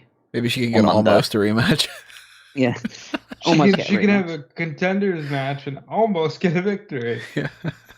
And then she loses that, and then I guess maybe they go down the route that I was expecting, where she just loses and then she turns heel because she realizes that the superhero costume doesn't actually do anything for her. In fact, she was winning more matches when she didn't have the superhero costume on. See, I don't even think they're going to do that. I think that they're flat out going to have her just be like this forever. Just, I believe in myself no matter what. I'm a beacon of positivity no matter how much I get shit on. And that they're just sort of like, you got your title reign, shut up kind of deal. Like, I agree with Tony. I think she'll be this forever. I think she'll enjoy going to meet and greets and seeing kids and all that. But I highly doubt she gets another title run. No, she definitely won't get another title run. And to be, I don't want to be like so brutally honest about this type of stuff as well, because I hate to speculate on this type of thing. But with the way that it's been recently, you wouldn't be surprised that even in like a month or two that she said she's released or something and like that. Again, not saying that that's going to happen. I don't want that to happen. No, I know I don't want that to happen. And like, but it wouldn't be shocking either based off of how they've done this. Right, yeah, but exactly. we're just they've created this environment where anyone could go outside, like the really top echelon people could go at any point in time. And realistically, this gimmick doesn't have legs to it. It's a short-term thing. Like, she's not going to be the Hurricane. Super Stacy had legs. But even still, like, this gimmick could have potentially worked, but the thrill of a gimmick like this is in the chase. And the chase was Her having 2 the weeks. briefcase. Which she should have had the briefcase. She should still have the briefcase right now, and it should be a case like she's building herself up, Right.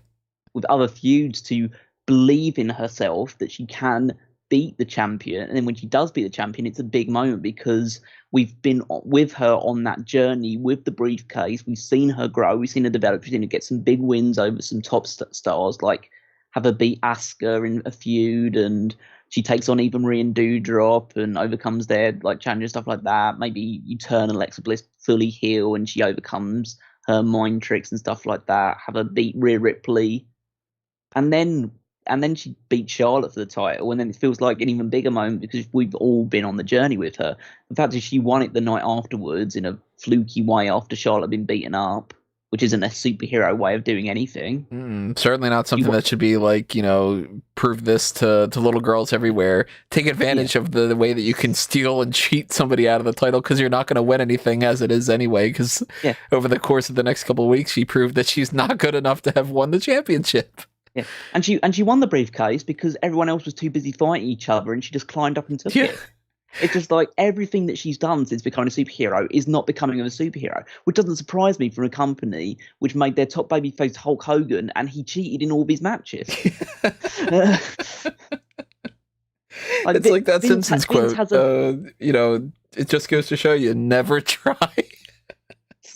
It's just, Vince has a very, very clear idea about what a babyface is, and a babyface is someone who, I don't say he's ruthless, but just like does what needs to be done, because he thinks that he's a babyface and he would do the same thing in those situations.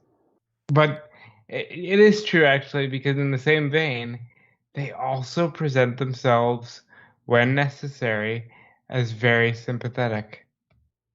I mentioned it before, the whole, the tech companies came in and started using streaming, so we had to think on our feet because we can't match tech companies. We're just a small storytelling company. It's like, okay.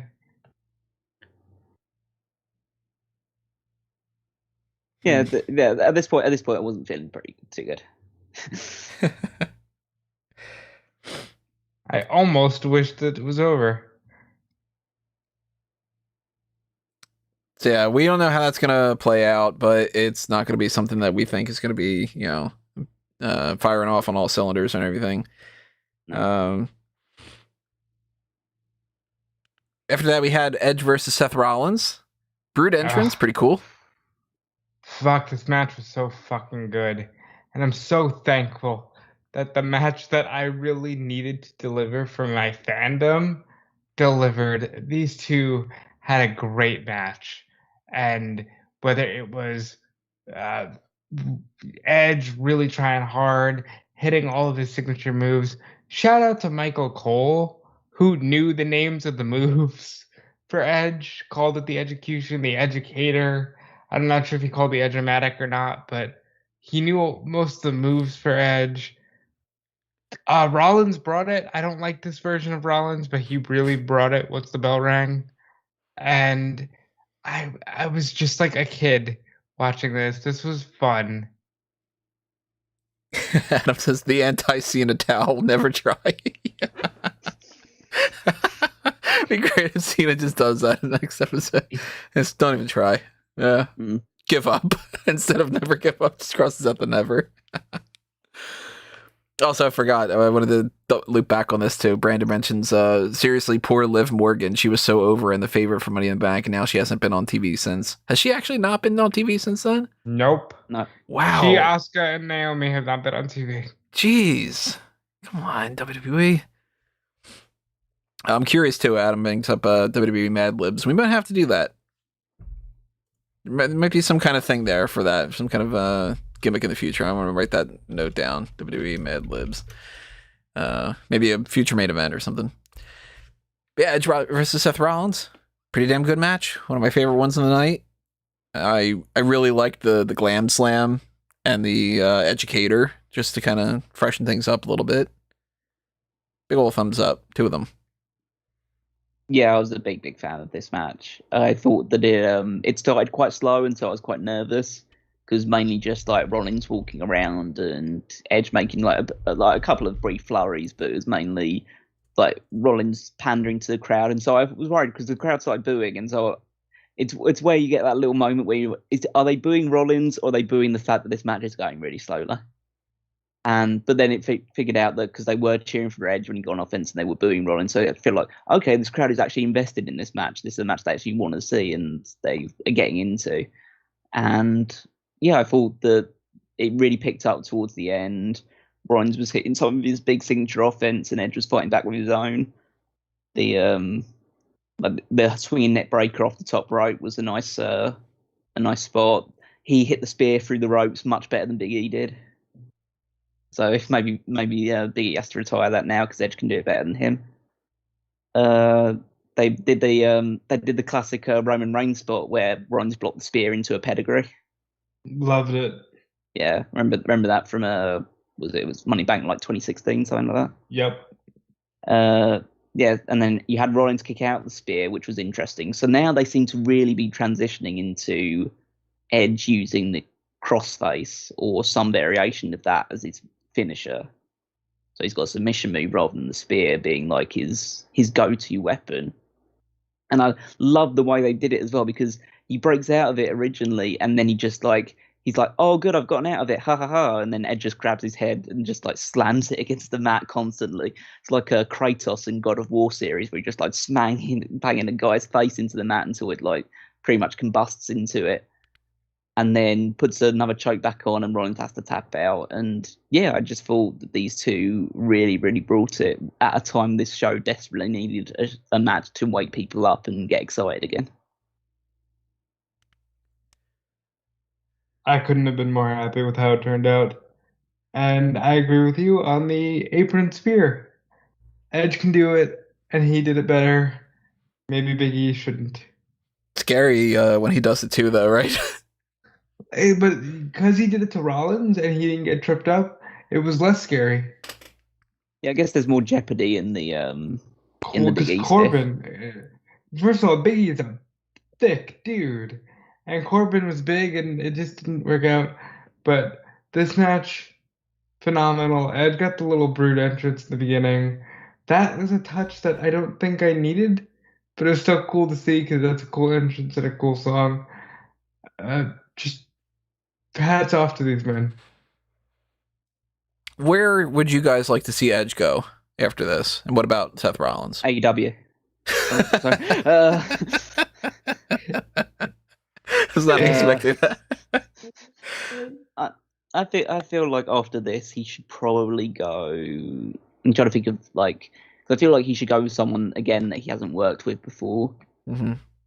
I'm fine with him sticking on the babyface side of things right now. I don't think he needs to turn heel. Corbin doesn't really make a huge amount of sense, I don't think. I'm trying to think of someone who's a bit more. I mean, I'd be fine with him going after Nakamura in the Intercontinental title. I would like. That'd be a lot of fun, actually. Edge as IC champion. I'm gonna stake my claim and say Finn Balor.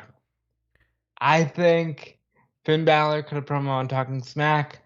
He spoke about being pissed off that Cena just basically climbed over his body and took his match. I think the Prince Finn Balor versus Edge, it could be along the same lines of a Rollins in terms of match quality, but Edge still wants to work with the young guys, so that can be one for him to work. But I like that IC title idea. The two that come to my mind are Sami Zayn and Kevin Owens. They work as well, definitely. I think I'd kind of lean more towards Zayn now. Because I'm like, well, what does Edge do at Mania? And I think Edge versus Kevin Owens at WrestleMania could be a really good match.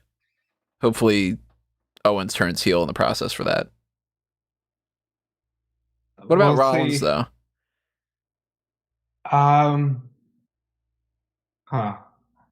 That's tough, isn't it? Yeah, he might just need to go to Raw. He needs... Now that Becky's on the SmackDown Women's Champion, That's true. So that probably won't happen. Yep. I don't think Cesaro's doing anything right now. Well, I don't think I've seen that match this year. Yeah, it's really hard to place him anything. I mean, maybe because Nakamura is a babyface, so maybe it does make more sense for him to go towards the Intercontinental title right now. Maybe I Balor? agree. I mean, Rollins, Balor's someone Balor? that you could face. Yeah, you could put him in there as well. Trying to think if there's anyone else that's really standing out on the babyface side. I mean, you could fight Big E for a while. Like, he's a former Money in the Bank holder, so maybe he tries to use that. Maybe he tries to bait Big E into getting a match for the briefcase. So that's how he now tries to navigate his way into getting the in to fight for the world title. Yeah, I like the idea of IC title because I really enjoyed his IC title run, and I think he's best suited in that mid-card championship workhorse slot. So I'd put him back there. So after this, we had John Morrison and The Miz come to the ring. And they said that they were getting ready to soak the crowd with the Dripstick 2000. Somebody, I'm trying to find the thing or whatever. Somebody was just like, the Dripstick, the this and this and this. Oh my God, Vince is horny. kind of thing. But they don't have it the way that they thought that they did. Morrison thought the Miz had it. Miz thought the Morrison had it. Xavier Woods comes out dressed up as a Scott Hall homage.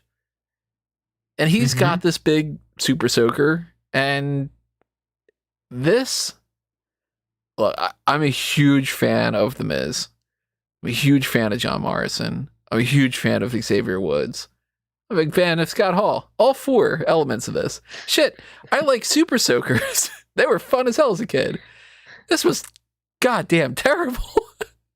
The crowd could not have given the slightest shit if you would have just paid them, it seems. I think they got into the bit from Woods, but this wasn't necessary, and it wasn't necessary at 11:15. It really wasn't. Like, it didn't even set up, oh, Logan Paul's laughing at them from ringside. It was just, hey, they're going to soak him. And Kofi's nowhere to be found, which is concerning. Woods looked great. The tights looked great. The hair looked great. 5-star cosplay. But this was stupid. And by the way, are Super Soakers not in production anymore? Why don't they just use Super Soakers? No product placement deal, I guess. Maybe they are trying to get a Super Soaker product placement deal and they just won't do it. So now they have to switch it over or whatever. Fine, then we'll make our own Super Soakers. You know? Well, the product placement deal was with Push It. That's a water company, whatever it's called. Push It? Oh, Pure Life. Pure Life, sorry. But yeah, for Push It instead. I don't know where that came from. Pure Life. The Pure Life water thing is the brand deal they have. That is true, actually. They do have a brand deal for Pure Life.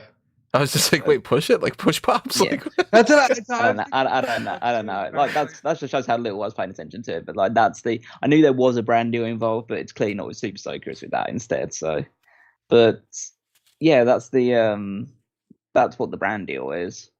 And then I guess the more the whole segment itself was just an absolute train wreck from start to finish because the crowd at this point is just like it wants to just get through the matches at this point because a lot of them probably just wanted to get out there, and some of them had tickets for the Pacquiao fight and probably wanted to get going. And so when the Miz and John Morrison just appear, and realistically, I know like Tony likes them, and there are probably people in the chat that still like them and stuff like that as well. But for the most part, no one really gives a fuck about these two. Like okay, we can watch a segment of them in Raw and stuff like that, maybe 5 minutes at a time, but we really don't want you at this moment in time to be here. And then they have to do the lame comedy of like, oh, I thought you had the Dripstick 2000. No, I don't have the Dripstick 2000. Well, then who has the Dripstick 2000? And even the name Dripstick 2000. This is very old school. So Vince laughed. Yeah, and then you see Xavier Woods come out, and like you can just hear the desperation pouring out of his voice of like, "Please find this funny. Please like what I'm saying. Please get behind this." Mm-hmm. And then the spraying, and it just like they tried to make it look like the beer spray thing because they always try and recreate that spot. And like just hearing that, like seeing them all splash around in the water and stuff like that, and the crowd just couldn't give any less of a shit about what was happening. I think that the crowd was also confused too, because it's like, where does Scott Hall come into this? Well, they're probably confused about, first of all, the Scott Hall reference, and second of all, why are they falling around and flailing all over the place? It's a fucking water. It's water. Yeah. Why? Everybody flips out about this. It's like, you take showers, don't you? You know, it's not like the water is like, I don't know, tainted or something. Like, you know, it's different if they would have filled this with piss. Then it's a different story. Yeah, I didn't realize that like Miz and Morrison were fire types. And so they have to maybe they're Ashton Kutcher and Mila Kunis. I don't. To be fair, if they were fire types, I don't think it's like having one of them carrying around a dripstick the entire time would probably be that sensible in the first place. But that's like, it's like, oh no, I'm slightly wet. Yeah, it was just it was such a segment which they had so little need to do, and yet they decided to proceed on with in the first place. It's just, did not like it at all. And we moved over to the WWE Championship match, Bobby Lashley against Goldberg. I wrote down, while the entrances are done, should I start counting the seconds down? And this went a little bit longer than I thought that it was going to, and in a weird way, too. It was a match. It was an actual match. With a weird ending, though, because midway through or so, MVP, I mean, he's supposed to hit Goldberg in the leg. He maybe barely taps him, and Goldberg has like a delayed reaction of like, oh, ow, yeah, ow. Also, that hurt. And then the rest of the match is working on the leg to the point where Goldberg loses by referee stoppage. This beast that was unstoppable before and has lost 60% of his matches since he's come back on this run. He gets beaten up so much that it's like, oh, the old man can't stand up. Wow. Well, so you can't have it both ways, right? Like, you can't have Goldberg run through Lashley and also like be mad that the old man couldn't hang with Lashley. I think this is very clear. Goldberg is going to get that belt. It will just take place in a kingdom in Saudi Arabia. I think because of everything you just said about he didn't really hit him, and they ended up working on the knee and all that, I think Goldberg will definitely say, hey, I wanted a shot, and they'll do it in Saudi, and Goldberg will get the win. Yeah, I think in their way, this was them protecting Goldberg by having him lose to, like, essentially referee. Like, Goldberg didn't give up the referee, just decided, okay, I can't let him take any more damage to the leg, so that's me making the decision on Goldberg's behalf, so he doesn't have to submit, he doesn't have to take a pinfall. Lashley then keeps attacking him with a chair afterwards. I was more worried about the multiple times where they both dropped each other on their heads during the match, but that was like a whole different situation. But yeah, they do that multiple times because they were just pretty reckless in the ring, both of them. I assume just because of the fact that they wanted this to look as real and as nasty as possible. You have the referee stoppage, attacks with a chair afterwards. Gage comes out. This is the best part. Yeah, the kid comes out, tries to jump on Goldberg's back. Look, Goldberg will jump on Lashley's back. Lashley pulls him over into the hurt lock, takes him out. MVP tries to like backpedal a little bit because essentially his WWE champion and client just choked out a kid, 15-year-old kid, I think. Yeah, 16 maybe. And like, Gage, to the kid's credit, goes out like a light after being ragdolled for like 10 seconds. Yeah. Of course, he doesn't. Really he doesn't. of course, he doesn't feel anything like a minute later when he's like sitting up with his dad and stuff like that, and just like at least I appreciate him selling it in the first place, but then you just like maintain it a little bit, and then Goldberg obviously sees that his son is down, and he shouts at Lashley, like shouts that he's dead and stuff like that. So that's clearly the indication that this is going to Saudi.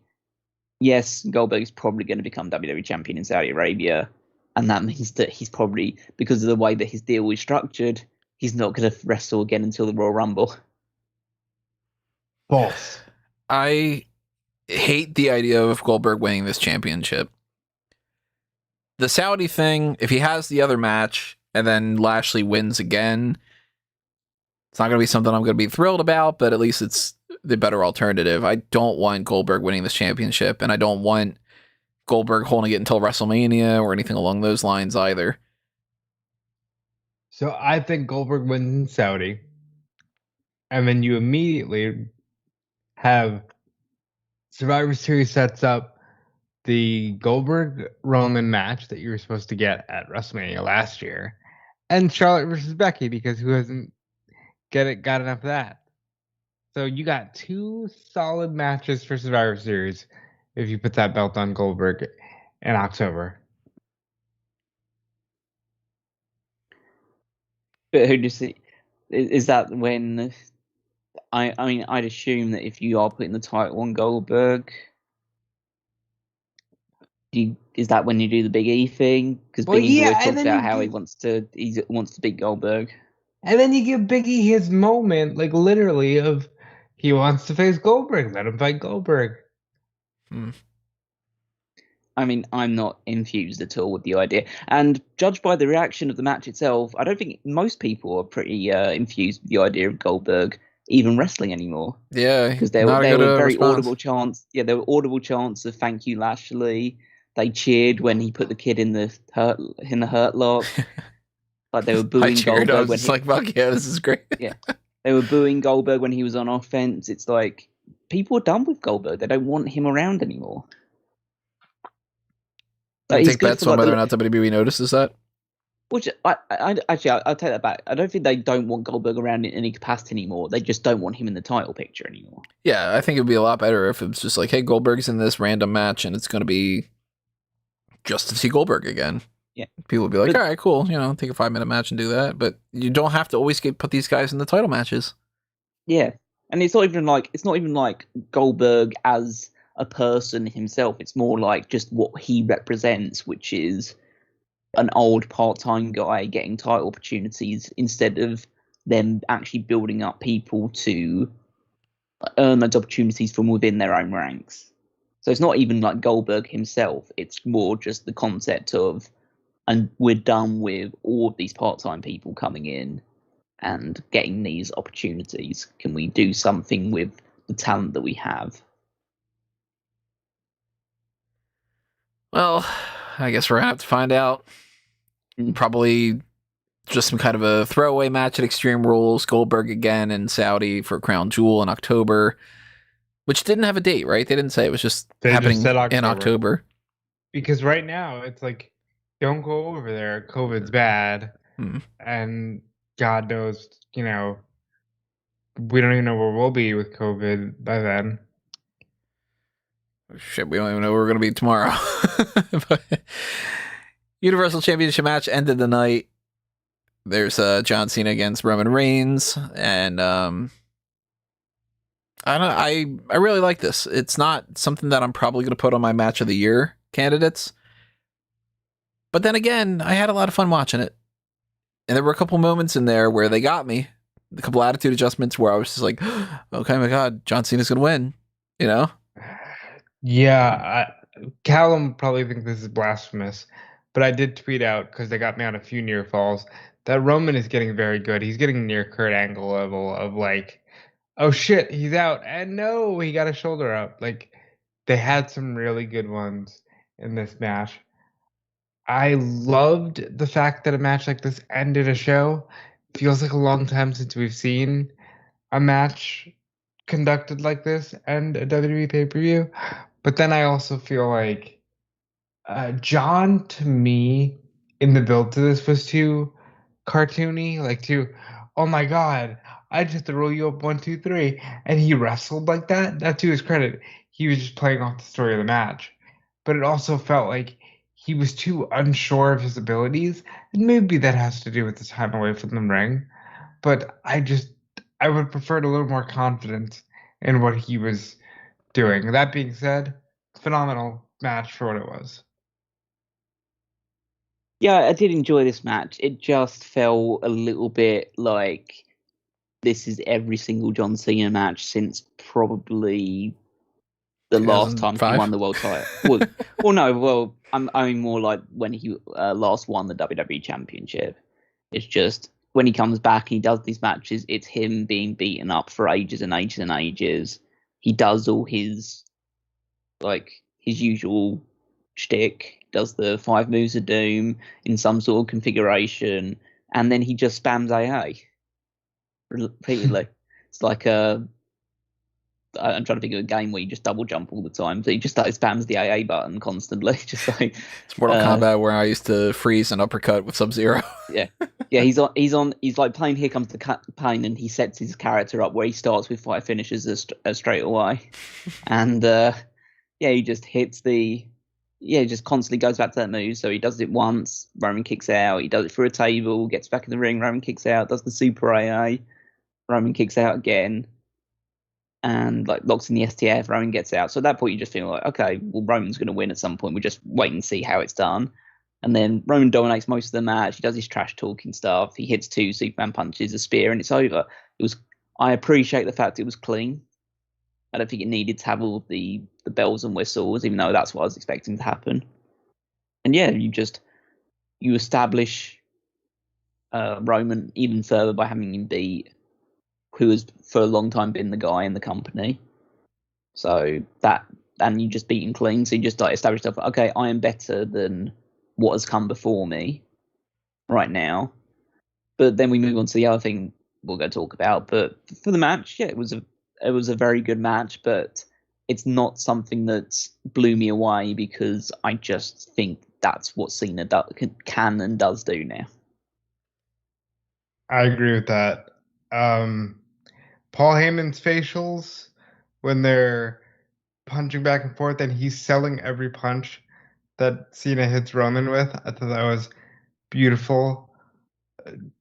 Paul is so good and he adds so much to little moments like that, and I really did appreciate all that. I enjoyed this run for John. I don't want him gone yet, but it kind of, the writing's on the wall, you know? He lost clean. It is what it is. So after the match, Roman Reigns retains, and we're treated with one more surprise. Brock Lesnar. Brock Lesnar looks like he has been sitting on his farm and doing nothing but lifting weights and eating raw steak. The guy looks huge, and he looks like he will run right through any human that even looks at him the wrong way. I can't almost say I can't use the word star. Brock Lesnar is what a star should look like. Brock Lesnar looked great. And Paul Heyman, again, masterful. He's sitting in a corner crying because, oh my God, it's finally happened. They're coming face to face again. I never wanted this to happen. And Brock gets closer to Roman. He's pleading, no. And Paul and Roman leave, and they're walking up the ramp, and he's, oh my God, what are we going to do? What are we going to do? You know, amazing. Paul Heyman did more to sell me on Brock Lesnar in 5 seconds than, 6 months has sold me on Damian Priest on Raw. Amazing.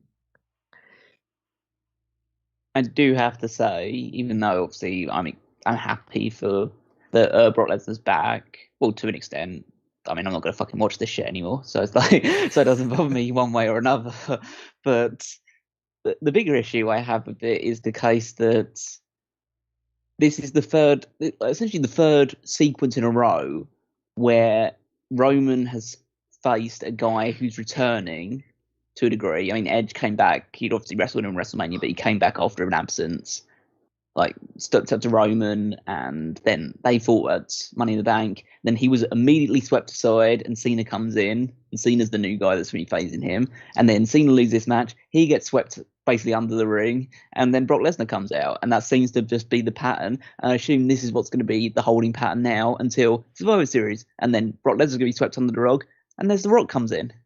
And that's what, and that's essentially what we have. We have a conveyor belt that Roman is now going through of stars of yesteryear. And in this entire time, nobody is being built up from the actual roster of people. Just part-time guy, followed by part-time guy, followed by part-time guy, followed by like legitimate movie star who's the most part-time of part-time guys. And if you have to say the trajectory for these, because we kind of were talking a little bit about it for Goldberg and the idea of him carrying the title if he wins it or whatever. Goldberg, Lashley, whatever it might be, Roman Reigns, if anybody beats him or something along those lines. I mean, Extreme Rules is next. Why don't we give these predictions? Who's fighting who at Extreme Rules? I think Lashley will fight. I'm trying to think who is actually somewhat in a good position on Raw. He can't be Drew. Yeah, it can't be Drew. So, who is actually pushed on Raw? It can't be Randy or Riddle because they're tag champions, so like they're not going to fight for it. Now, I did just say that I did see them running a three-way soon, but not this soon. I mean, he lost to Keith Lee lost to him in like 5 minutes a couple of weeks ago. So unless they do some sort of radical readjustment, Jeff Hardy, the guy has lost to Karrion Kross more recently. Extreme now. Rules, find a gimmick, put a ladder there, and it's Jeff. If not Jeff, and you're gonna laugh at this, I think it could be Ricochet. Bobby's been talking a lot about how he wants guys like Ricochet and Ali and Drew Gulak to step up and be on that level. And what a better pay-per-view than Extreme Rules to go, all right, we need something to throw at the wall. What can we do? Well, again, it depends on what they plan on doing with the tag team titles, but I'd kind of be okay if it was AJ Styles. And if it is a heel versus heel thing, I think you can position AJ as a temporary babyface for that one. I'm never going to complain about AJ Styles getting a main event. I mean, because I'm just looking through the list of people and just like that no one stands out as a potential real challenger. There's one that's not already like occupied in something else. It's like, I mean, to be honest, the most protected person on Raw right now that isn't like Damian Priest or something like that, because obviously he just won the title, so I don't think you'd elevate him straight away, is fucking Reggie. Imagine if it's Reggie versus Lashley at Extreme Rules. But yeah, there really is no one else unless there's this entire magic overhaul of the Elias character is going to be doing that. Oh, Jackson Riker won his most recent feud. Maybe we can put him into the title picture instead. Yes, America. That's confusing enough as it is. But sticking on Lashley, I don't think. Yeah. What do you guys think the WrestleMania match for the WWE Championship is going to be? Yeah, this is Survivor. This is a SummerSlam, so this is like theoretically going into tonight's show. They should have known what they want to do for WrestleMania, at least for a tentative option. I honestly have no idea what they're going to do for the WWE Championship match. If we stick on the current path of like, we just want to fill the void, Goldberg and Cena. You can keep the belt on Goldberg and just do the John Cena match because why not? Yeah, I can't think of anyone that's like full time that would be doing it right now. Like maybe you transition the belt back to McIntyre at some point and you do Cena McIntyre or something. I don't know. But yeah, there's nobody on the actual roster that is built well enough to be WWE champion heading into WrestleMania at this point. I'm drawing a complete blank. Not even Lashley. I have no idea. I like that you asked the question and yet you don't have an answer. I was hoping you guys would give me something I'd go, maybe that. There's a reason why we're all saying this stuff. It's just that there's like, I'm sure we could ask loads of people and they would have like suggestions and stuff like that, but I don't know how you get to that point. And the fact of the matter is we won't know until at the very earliest the Royal Rumble any real indication of where they're going with it. Right. I think if I had to pick what I would want, I'd probably go Keith Lee wins the Royal Rumble and fights Bobby Lashley for the championship. Just because I like Keith Lee. So, yeah. Well, I mean, my idea is, my concept is that I feel like Big E will be champion by that point. And I think he'll be WWE champion, he won't be Universal champion. So I'm thinking he defends the title against someone, maybe. Unless they decide to take the Universal title off of Roman somehow, maybe through Brock, put him on Raw because Raw needs ratings. Because that's another thing we haven't talked about. SmackDown tonight, which is doing better than Raw in the ratings, got Becky and Brock. Maybe Raw needs one of those because Raw's a dud. They could always swap the champions. They've done that in the draft before. First round pick, yeah. Monday Night Raw drafts Roman Reigns, that kind of thing. And then they hand their titles over to each other like oh God, I hope not. Street Profits. That's and ridiculous. They did. Hopefully, at that point, if they do that, they just hand Roman the red belt. I mean, I can tell you like pretty plainly, like even though the WWE title picture is completely out of like any sort of vision that I can give at the moment. I'll tell you, the Universal title match is going to be Roman Reigns versus The Rock. It should be, at the very least. Yeah, I don't think there's any doubt in my mind that even if it's not for the championship, that's what Roman Reigns' match is at WrestleMania, so it's going to be the main event regardless. So if they have taken the Universal title off of him by that point, and it goes to someone else, then that just adds again the whole. I couldn't really tell you at that point, but if it's still on Roman, then he's facing The Rock, and he'll probably beat The Rock, and then we just see who they eventually build up to eventually beat him. So, but that's all I can really project at this point in time.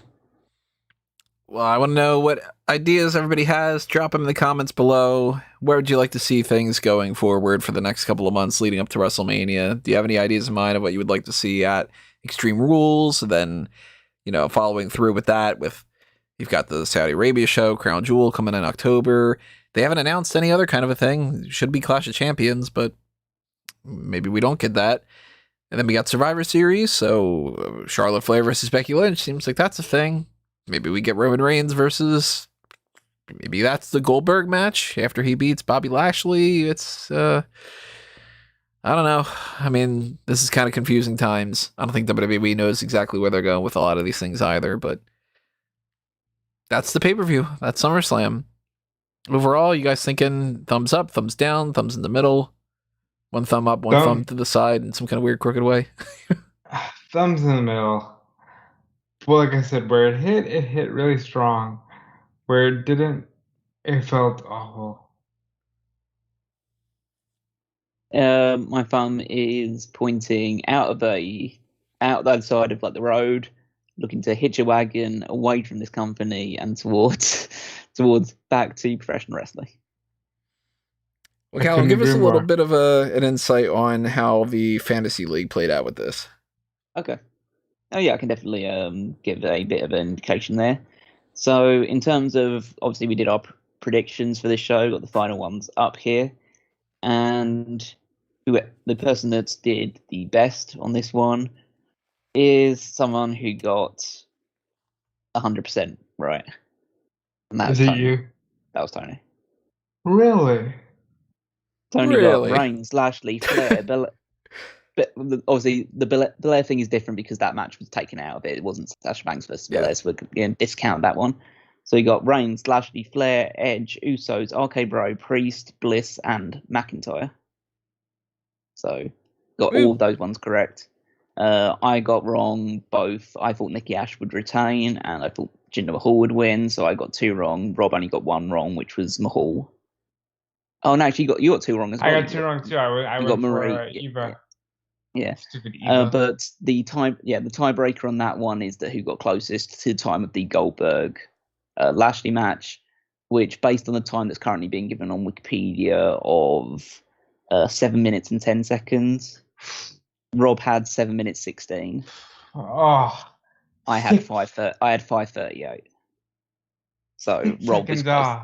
So Rob was closest. What that will mean for the fantasy league is that Tony will be able to make 3 changes to his team when we do the next round of roster shakeups.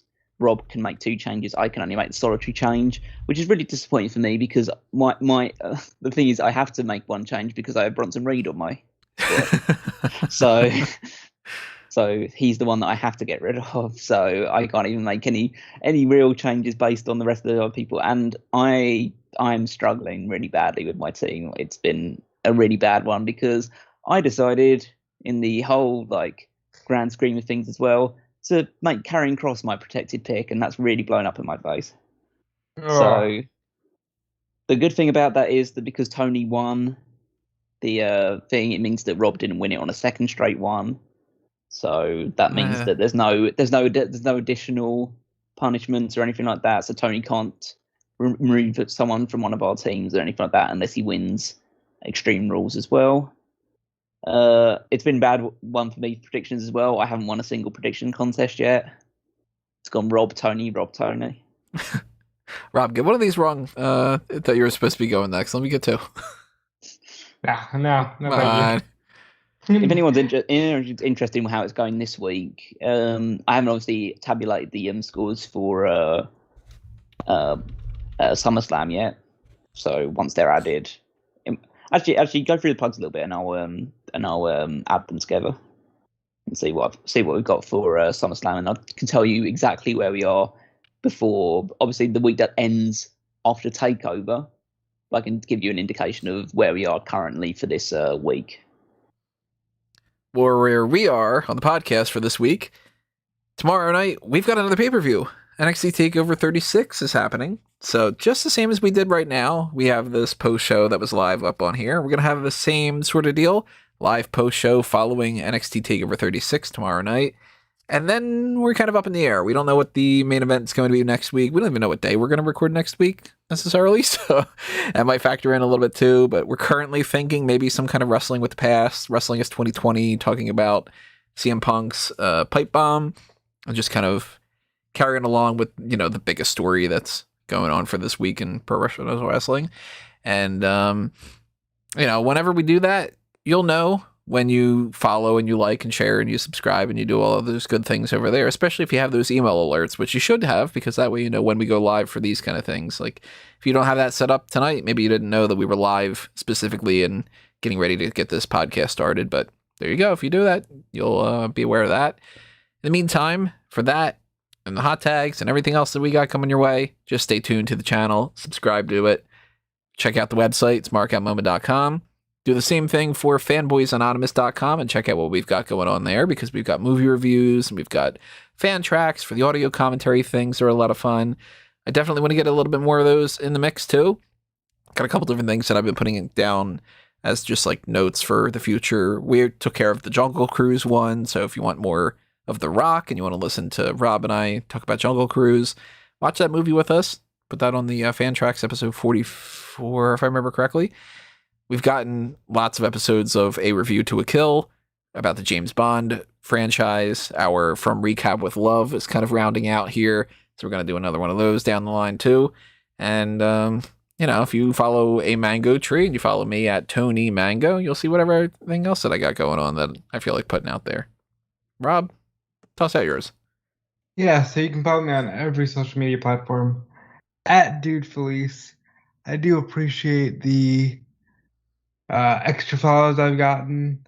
recently. So if you want to join, I am at Dude Felice everywhere. I'm at Dude Felice on Instagram, Twitch, TikTok. I never go on TikTok, but I have it there. So if you want to follow, go right ahead.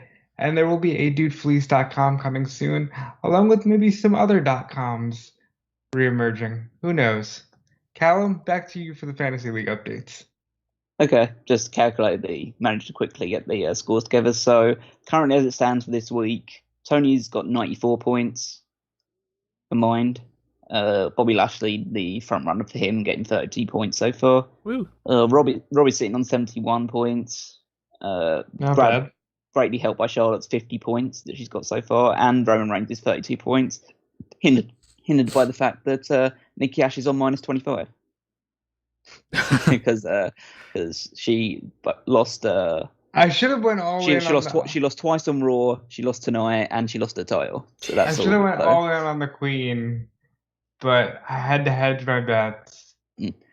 And then I'm sitting on 78 for this week, helped obviously by Randy Orton and Jimmy Uso because of their tag team title success. Hurt by the fact that Bianca Belair shockingly lost her title to someone who I didn't even expect to lose her title to.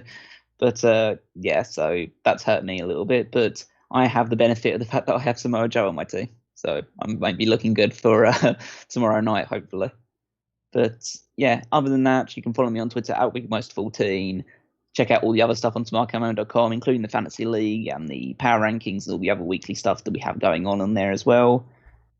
And yeah, I think I'll leave it on that. So yeah, just keep tuned to everything that's going on the channel. Alrighty, everybody, that is going to do us in for the SummerSlam post show. Greatly appreciate all the super chats and all the regular chats and, the comments and everything. Just hanging out with us and having a good time. Hopefully you enjoyed this episode, and hopefully you enjoy tomorrow's takeover and tomorrow's takeover post show as well. Hopefully you enjoy your day, your night, whatever time you're listening to this, whatever it might be. But that's going to do us in for this episode. Adios for now, everyone. This has been another Smark Out moment, and we're being counted out.